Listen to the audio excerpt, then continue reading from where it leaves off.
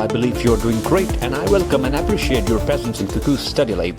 Dear aspirants, lecture के इस section में हम देखेंगे कि यूनाइटेड स्टेट्स और इंडिया के बीच में जो स्ट्रेटजिक पार्टनरशिप है, जो स्ट्रेटजिक रिलेशंस हैं बिटवीन दीज टू कंट्रीज़, उस रिलेशनशिप को फर्दर सॉलिडिफाई एंड कंसोलिडेट करने के लिए यूनाइटेड स्टेट्स इंडिया के लिए कौन से फैसिलिटीज़ और किस नेचर की सर्विस ऑफर कर रहा है ताकि इंडिया को इम्बोल्डन किया जाए so as to introduce New Delhi as a counterweight to China. इस कनेक्शन में यूनाइटेड स्टेट्स के एक फॉर्मल असिस्टेंट सेक्रेटरी रहे हैं for South Asia, Robert Black के नाम से, उनकी एक स्टेटमेंट यहाँ पर मैंशनड है जो कि स्क्रीन पर विजिबल है। इनका कहना यह है कि the rising Jio political and Jio economic tensions between United States and China has increased greater space for strategic cooperation between Washington and new Delhi. Self explanatory एक टर्म है, यानी ये बताते हैं significance of the relation between these two countries, कि कैसे United States अपने relation with India को सॉलिडिफाई करके चाइना को काउंटर एंड कंटेन कर सकता है। आगे फर्दर जो सब सेक्शंस हैं या जो हमारे पास सक्सेसिव जो है यहाँ पे पोर्शंस हैं, उसमें हम देखेंगे कि यूनाइटेड स्टेट्स एंड इंडिया के बीच में जो रिलेशंस की इवोल्यूशन है वो कैसे हुई। इस कनेक्शन में पॉइंट है, आप लोग देख लें, 2005 में यूनाइटेड स्टेट्स ने इंडिया के साथ सिविल मिलिट्री डील को साइन किया था। इसमें जो फर्दर आगे लिखा है, removing technological restrictions, offering access to sophisticated nuclear technology and undermining global nuclear non-proliferation regime। चूँकि इंडिया ने NPT जो ट्रिटी है, न्यूक्लियर नॉन प्रोलिफरेशन ट्रिटी को साइन नहीं किया है, तो यूनाइटेड स्टेट्स ने इस डील को इंडिया के साथ साइन करके जो NPT की जो इंजंक्शंस हैं उनको लेस एडहेयर टू किया या उनको अंडरमाइन किया। पॉइंट भी आप लोग देख लें, United States is rewarding India nuclear supplier groups whoever in 2008, enabling India to trade nuclear material and technology। एक ये फैसिलिटी है जो कि इंडिया को स्पेसिफिकली यूनाइटेड स्टेट ऑफर कर रहा है या कर चुका है। फिर आगे नेक्स्ट सब पॉइंट है, despite being non signatory to nuclear non proliferation treaty, India is enjoying the privileges of NSG जो कि न्यूक्लियर सप्लायर ग्रुप के नाम से है। तो इंडिया को ऐसी फैसिलिटीज़ के थ्रू यूनाइटेड स्टेट्स इम्बोल्डन कर रहा है ताकि इंडिया को एज अ काउंटरवेट पिच किया जाए अगेंस्ट चाइना। फिर आगे पॉइंट सी आप लोग देख लें, the pivot to Asia strategy of 2011। आप लोगों को पता है कि यूनाइटेड स्टेट्स ने बराक ओबामा के सेकंड टर्म था, उस टाइम हिलरी क्लिंटन है, उन्होंने एक स्ट्रेटजी बनाई थी और उस स्ट्रेटजी में कैटेगोरिकली यूनाइटेड स्टेट्स ने मेंशन किया था कि in future United states China को कंटेन करेगा और जो न्यू सेंचुरी है 21st सेंचुरी, उसमें चाइना को as a strategic rival United States ने डिक्लेयर किया था। इसमें जो सब पॉइंट है, aiming to make India regional economic power house and net security provider to contain China. अब इस पॉलिसी के थ्रू जो एम्बिशंस हैं या जो टारगेट था यूनाइटेड स्टेट्स का, वो क्या था? To introduce India as a counterweight to China. फिर इसमें नेक्स्ट पॉइंट है, this strategy complements India's look east policy and later Act East policy through which India aspires to increase economic integration with ASEAN nations। United states और India की कोशिश है कि इस reason में जो इंडो पैसिफिक रीजन है वहाँ पर पार्टनरशिप्स के थ्रू, कंट्रीज़ के साथ ग्रुपिंग्स के थ्रू चाइना को इनसर्कल करे ताकि चाइना को काउंटर करने में आसानी हो। फिर नेक्स्ट है, mainstreaming India in global political and financial systems। For instance, India holds presidency of G20 countries। India enjoys nuclear supplier group waiver despite not being party to NPT। Access to the global technological market, ये वो developments हैं जिनके through India को involve किया जा रहा है। Next point है, मेंबर ऑफ क्वाड। आप लोगों को पता है India is one of the members, जिसमें जापान है, यूनाइटेड स्टेट्स है, इंडिया है एंड सो फोर्थ। फिर I2U2 है, इसमें इंडिया है, इसराइल है, यूनाइटेड स्टेट्स एंड UAE है। I2U2 को क्वाड भी इसको कहते हैं। And United states strategic partner. Finally science foundational agreements with United States. India ने ऐसे फाउंडेशनल यूनाइटेड स्टेट्स के साथ एग्रीमेंट, बल्कि ऐसा कहना चाहिए यूनाइटेड स्टेट्स ने इंडिया के साथ ऐसे फाउंडेशनल एग्रीमेंट साइन किए हैं जिनके थ्रू इंडिया को अब एक ऐसा एज हासिल है रीजन में to have a surveillance over both in Pakistan and China. उन एग्रीमेंट्स की अगर बात करें तो फर्स्ट हमारे पास है the general security of military information agreement जो कि 2002 में साइन हुआ था, इनेबलिंग बोथ कंट्रीज, बोथ से मुराद यहाँ पर यूनाइटेड स्टेट्स एंड इंडिया है, to share classified military information. Second इसमें जो एग्रीमेंट है वो है लिमोआ के नाम से, जो कि 2016 में साइन हुआ था between these two countries. LEMOA stands for the logistics exchange memorandum of agreement allowing both countries to use each other's military bases for reinforcements, supplies and for carrying out mechanical repairs. Third, इसमें जो agreement है वो है the Communication Compatibility and Security Agreement of 2018, permitting both nations to share secure information, communication and exchange information during training exercises and operations. And finally जो agreement इस इन दो के बीच में साइन हुआ था वो 2020 में साइन हुआ था बेका के नाम से, which is full form of the Basic Exchange and Cooperation Agreement, providing India access to real-time sensitive information through United States geospatial intelligences. It allows exchange of both unclassified and controlled unclassified geospatial products, aeronautical, nautical and topographical data. अब ये वो सारी information and data है जो कि United states offer कर रहा है या प्रोवाइड कर रहा है या इस तक एक्सेस ऑफर कर रहा है टू इंडिया. इसमें नेक्स्ट है द इंडो पैसिफिक स्ट्रेटजी. अब ये वो सारे ऐसे एग्रीमेंट्स हैं, स्ट्रेटजीज हैं या ऐसे डील्स हैं जिनके थ्रू यूनाइटेड स्टेट्स ने इंडिया को अपना स्ट्रेटजिक पार्टनर डिक्लेयर किया है ताकि इंडिया को यूज़ किया जाए as a hedge against China's growing power, or growing interactions, or growing involvement in global politics. अब ये जो हमारे पास इंडो पैसिफिक स्ट्रेटजी है इसका आपको सिंपली क्रैक्स मैंने मेंशन किया है कि इस स्ट्रेटजी के थ्रू यूनाइटेड स्टेट्स की कोशिश ये है कि जो रीजन में, अब रीजन से मुराद इंडो पैसिफिक रीजन पूरा ही है, आसियान नेशंस हैं उनके साथ यूनाइटेड स्टेट्स अपने इंगेजमेंट्स को डीपन कर रहा है. फिर साउथ एशिया में यूनाइटेड स्टेट्स इंडिया को यूज़ कर रहा है as a counter weight to China. फिर पॉइंट ही है STA which is full form of strategic trade authorization status India को ऑफर किया है यूनाइटेड स्टेट्स ने. फिर इसमें पॉइंट आगे लिखा है सब point United states grants this status only to close allies which are members of 4 export control regimes. यानी इस स्टेटस को यूनाइटेड स्टेट्स ने इससे पहले सिर्फ उन कंट्रीज़ और उन एलाइज को ऑफ़र किया था जो 4 जो न्यूक्लियर से रिलेटेड जो कंट्रोल रिजीम्स हैं उनमें ऑस्ट्रेलिया ग्रुप है, मिसाइल टेक्नोलॉजी कंट्रोल रिजीम है MTCR जिसको हम कहते हैं, फिर वेस्टर्न अरेंजमेंट है and the nuclear supply group है. ये वो न्यूक्लियर रिजीम्स हैं जिनके थ्रू यूनाइटेड स्टेट्स और उसके जो एलाइज हैं या मेंबर्स ऑफ दिस ग्रुप्स वो डिसाइड करते हैं कि किन कंट्रीज़ को न्यूक्लियर टेक्नोलॉजी तक एक्सेस प्रोवाइड करना है, कौन सी कंट्रीज़ न्यूक्लियर से रिलेटेड इंपोर्ट एंड एक्सपोर्ट कर सकते हैं and so forth. So United States ने इंडिया को STA1 का स्टेटस ग्रांट किया despite the fact that India is not signatory to NPT. अब इस वजह से भी पाकिस्तान के लिए आगे हम देखेंगे जो इम्प्लीकेशंस हैं वो यहाँ से भी आ रहा है कि पाकिस्तान एंड इंडिया दोनों NPT सिग्नेटरी नहीं हैं. तो यूनाइटेड स्टेट्स की एक डिस्क्रिमिनेटरी पॉलिसी है कि जिसने इंडिया को एक STA1 के नाम से एक स्टेटस को ऑफर किया है वाइल साइड लाइनिंग पाकिस्तान. फिर इसमें है फर्दर इसी में जो पॉइंट है the third of Asian and only South Asian state to have the strategic trade authorization 1 status. अब साउथ एशिया में वाहिद इंडिया ही है जिसको ये स्टेटस हासिल है. Finally, this STA1 status allows the sale of state-of-the-art military equipment to India without fulfilling license agreements. अब ये वो हमारे पास फैसिलिटीज़ है जो कि इंडिया के एंड पर अवेलेबल हैं या यूनाइटेड स्टेट्स से इंश्योर कर रखा है at the convenience of India. इस सब की वजह से ऐसे क्या इम्प्लीकेशंस हैं जो कि पाकिस्तान को on regional and global level के लिए क्या इम्प्लीकेशंस हैं उसको हम यहाँ देखेंगे. 2 इम्प्लीकेशंस यहाँ पे ब्रॉडली यहाँ मेंशन किए हैं कि 2-fold implications of United States India strategic convergence. उसमें फर्स्ट है fueling the great power strategic rivalry and second जो point B है creating strategic instability in the region and thereby eroding prospects for peace and stability. अब आप लोगों को ये पता है कि जब यूनाइटेड स्टेट्स एंड चाइना के बीच में रिलेशंस टेंस्ड हैं, स्ट्रेंडेड रिलेशंस हैं, तो उस केस में एक ऐसा फोर्स चाहिए होता है कि जो इन रिलेशंस को एटलीस्ट डी एस्केलेट करे. एस्केलेशन से बचाने के लिए मीडिएशन के थ्रू, कंसल्टेशन के थ्रू, ग्रेट पावर राइवलरी में एक मिडिल पाथ को फाइंड आउट करने के लिए हमारे पास एक थर्ड सोर्स चाहिए होता है. क्योंकि इंडिया जो है इस one of the major economies in this century, तो इंडिया को चाहिए था कि वो बाकी जो इकोनॉमीज़ हैं, राइजिंग इकोनॉमीज़, उनके साथ मिलके एक ऐसा ग्राउंड प्रोवाइड करे या एक ऐसे ग्राउंड को इंट्रोड्यूस करवाने में अपना रोल प्ले करे जहाँ पर जो ग्रेट इकोनॉमीज़ हैं in the form of United States and China, उनके बीच में क्लेश ना हो. जो ग्रेट इकोनॉमीज़ है वो एक दूसरे के साथ डिसइंटीग्रेट ना करें ताकि जो इकोनॉमीज़ का जो इंटीग्रेटेड जो एक फिनोमिनन है या जो ग्लोबल इकोनॉमीज़ हैं वो इन दो कंट्रीज़ और इन दो इकोनॉमीज़ की क्लेश की वजह से डिस्टर्ब ना हो. इंडिया को अपना एक प्रोडक्टिव रोल प्ले करना चाहिए था, कंस्ट्रक्टिव रोल प्ले करना चाहिए था by acting as a bridge between United States and China.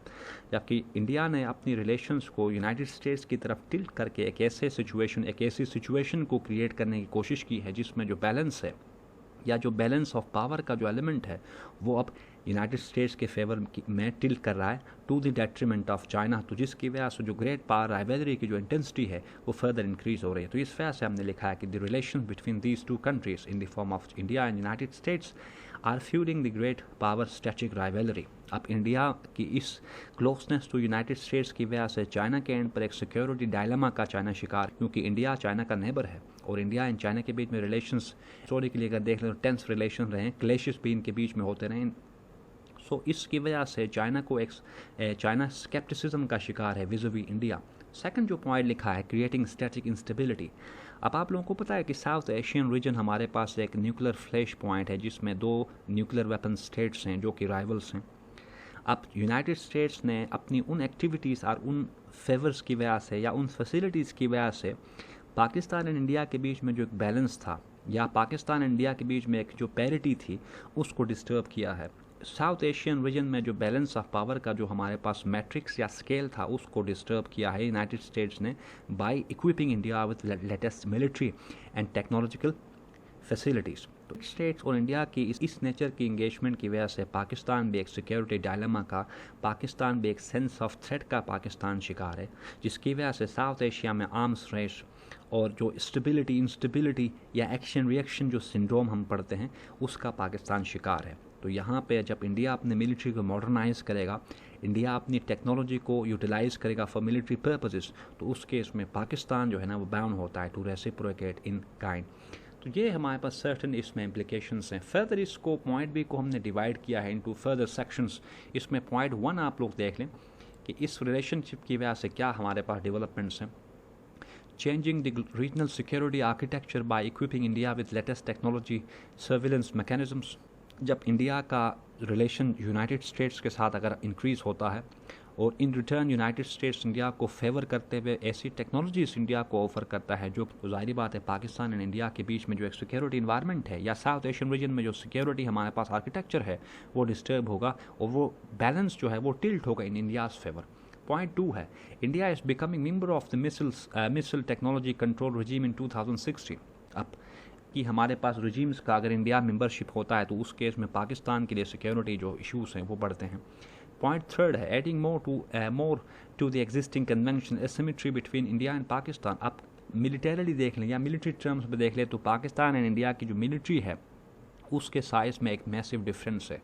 आप नंबर्स में अगर इंडिया की मिलिट्री ज़्यादा है और साथ ही साथ इंडिया के पास सोफिस्टिकेटेड मिलिट्री टेक्नोलॉजी अगर अवेलेबल होती है तो उस केस में पाकिस्तान का जो थ्रेट परसेप्शन है वो फर्दर एग्जैसरबेट होता है। 4th, India is modernizing its military and defence infrastructure.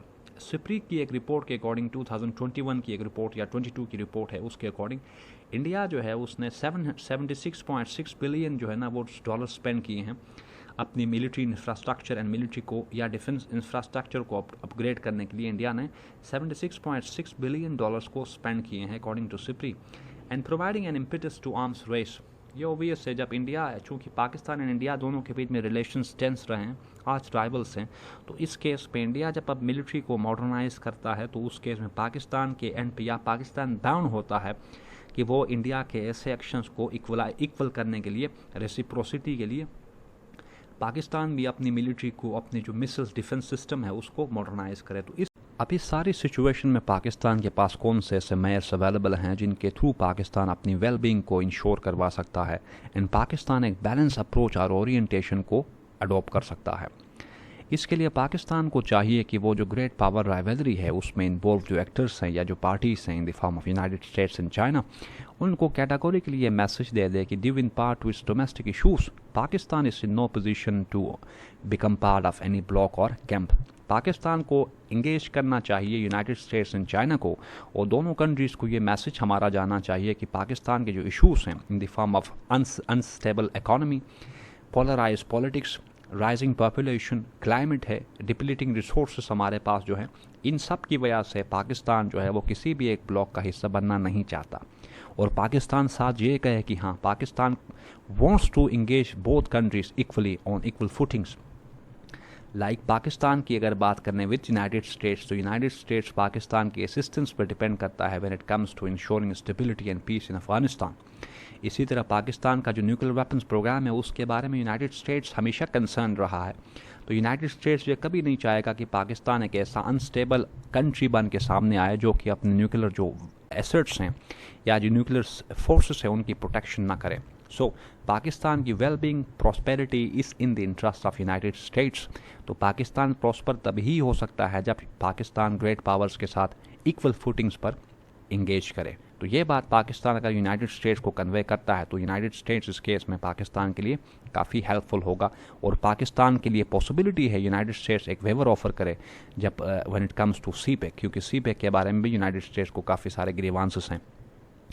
इसी तरह China although is our strategic partner our all weather friend, तो पाकिस्तान को चाहिए कि चाइनीज़ ऑफिशियल्स को यह मैसेज पाकिस्तान प्रोवाइड और एक्सटेंड करे कि although there is a cold war like situation between United States and China, तो पाकिस्तान कभी भी चाइना को या यूनाइटेड स्टेट्स को ओप नहीं कर सकता, क्योंकि पाकिस्तान का जो लार्जेस्ट एक्सपोर्ट हम पार्टनर है वो यूनाइटेड स्टेट्स है। तो इस केस में चाइना के साथ पाकिस्तान काम कर सकता है, लेकिन not to the detriment of United States. तो ऐसे मैसेजेस या ऐसी हमारी फॉरेन पॉलिसी ओरिएंटेशन होगी तो उस केस में पाकिस्तान को शायद ग्रेट पावर्स जो हैं in the form of United States and China force ना करें कि वो किसी एक ब्लॉक का हिस्सा बने।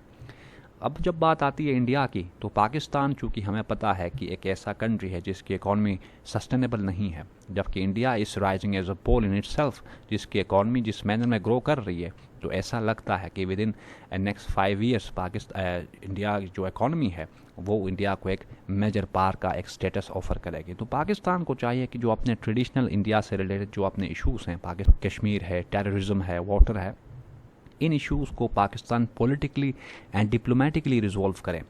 पाकिस्तान को चाहिए कि वो इंडिया के साथ इंगेजमेंट्स के थ्रू इंडिया को इस बात पर रियलाइज़ कराए कि दुनिया रीजनलिज्म की तरफ जा रही है, और इस इरा में जो कंट्रीज़ इंटरकनेक्टिविटी एंड इंटरडिपेंडेंस को ऑप्ट करते हैं या चूज़ करते हैं, वहीं कंट्रीज़ वेलफेयर एंड प्रॉस्पेरिटी को विटनेस आर एक्सपीरियंस कर सकते हैं। तो अगर ऐसा पीसफुल मैसेज, अगर ऐसे पीसफुली हम इंडिया के साथ इंगेज करते हैं, तो इस केस में इंडिया की जो एक बेलिजरेंस है, एक बेलिजरेंस उसका जो एक अप्रोच है टुवर्ड्स पाकिस्तान, या उसकी जो एक ब्रिंगमैनशिप पॉलिसी रही है जिसको हम कहते हैं डिप्लोमेटिक ब्रिंगमैनशिप, उस पॉलिसी को शायद इंडिया रिकन्सिडर करे। इस पर्पज़ के लिए पाकिस्तान को चाहिए कि वो इंडिया के साथ अपने जो ट्रेड रिलेशंस हैं उनको दोबारा से स्टार्ट करे। इंडिया के साथ ट्रेड करना हमारे लिए इफेक्टिव इस वजह से है कि ये ट्रेड जो है ना हमारे लिए कॉस्ट एंड टाइम इफेक्टिव होता है। बाकी जो इशूज़ हैं, जो पॉलिटिकल इशूज़ हैं लाइक कश्मीर है, टेररिज्म है और जो वाटर इशूज़ हैं, इनको पाकिस्तान एंड इंडिया वंस अपने इकोनॉमिक रिलेशंस को जब इंस्टीट्यूशनलाइज करते हैं तो उसके बाद जो पॉलिटिकल इशूज़ हैं उनको सॉल्व करना इतना इशू नहीं होता। और उसके अलावा इंटरनली पाकिस्तान की ओवरऑल बात करें तो जो फॉरेन पॉलिसी है वो according to an international relations scholar Richard N Haass के नाम से एक स्कॉलर है जो कि अपनी एक बुक में लिखते हैं कि foreign policy begins at home. Book का जो नाम है वो है foreign policy begins at home. In writer के अकॉर्डिंग कहना इनका यह है कि जो फॉरेन पॉलिसी है वो इफेक्टिव तब तक नहीं हो सकती जब तक एक कंट्री इंटरनली स्टेबल ना हो, जब तक एक कंट्री के अंदर जो गवर्नेंस स्ट्रक्चर है या इंस्टीट्यूशनल जो अरेंजमेंट्स हैं वो इफेक्टिव नहीं होते, जो फंक्शनल जब तक वो नहीं होते तब तक एक कंट्री की जो फॉरेन पॉलिसी है वो इफेक्टिव नहीं हो सकती। सो पाकिस्तान को इस केस में इस बात को रियलाइज़ करना चाहिए कि फॉरेन पॉलिसी इफेक्टिव बनाने के लिए डोमेस्टिक पॉलिटिक्स में जो एक पोलराइजेशन है, जो एक डीप डिवीजन है और जो पोलिटिसाइजेशन ऑफ इंस्टीट्यूशंस का इरा है, उस इरा को पाकिस्तान को चाहिए कि वो करेक्ट करे। जब तक हमारे पॉलिटिक्स अनस्टेबल है तब तक हमारे जो इंस्टीट्यूशंस हैं, हमारा जो गवर्नेंस मैकेनिज्म है वो प्रॉपरली इफेक्टिवली काम नहीं कर सकता। गवर्नेंस अगर प्रॉपर नहीं होगा, इफेक्टिव नहीं होगा, तो वो जो हमारी पॉपुलेशन है उसकी एस्पिरेशंस को फुलफिल नहीं कर सकता। जब पॉपुलस के उनको उनके राइट्स और उनको अपॉर्चुनिटीज़ अवेलेबल नहीं होंगे तो उस केस में पाकिस्तान एक प्रॉस्परस फॉरवर्ड लुकिंग नेशन बन के सामने नहीं आ सकता। पाकिस्तान में डेमोक्रेटिक गवर्नेंस यहाँ पे रूट्स गेन नहीं कर सकती। So Pakistan has to have reconsider its domestic political orientation, और इस सिचुएशन को या स्टेबिलिटी को इंश्योर करने के लिए जो लीडरशिप है उसको चाहिए कि वो कोर्स करेक्शन करे। इंस्टीट्यूशनल जो रोल है या पॉलिटिसाइजेशन है like judiciary versus military versus legislative organ and so fourth, ये जो क्लेश है बिटवीन डिफेंस स्टेट ऑर्गन्स, उस क्लेश को पाकिस्तान जब तक रिजोल्व नहीं करता तब तक पाकिस्तान की जो फॉरेन पॉलिसी है वो इफेक्टिव नहीं होती। तो इन ऑर्गन्स को मिल बैठ के जो इश्यूज़ हैं या जो ऐसे चैलेंजेस हैं पाकिस्तान को इन the form of climate, increasing population और डिप्लीशन ऑफ रिसोर्सेज, ऐसे इश्यूज़ पर अपनी एनर्जीज़ को चैनलाइज करके अपनी जो पोटेंशियल अपना जो है वो उसको यूटिलाइज करें to address these issues. So this is all for today, people. If you got any confusion related to this topic, please let me know about your issues through your comments. I will address them in my next lecture. Thank you very much.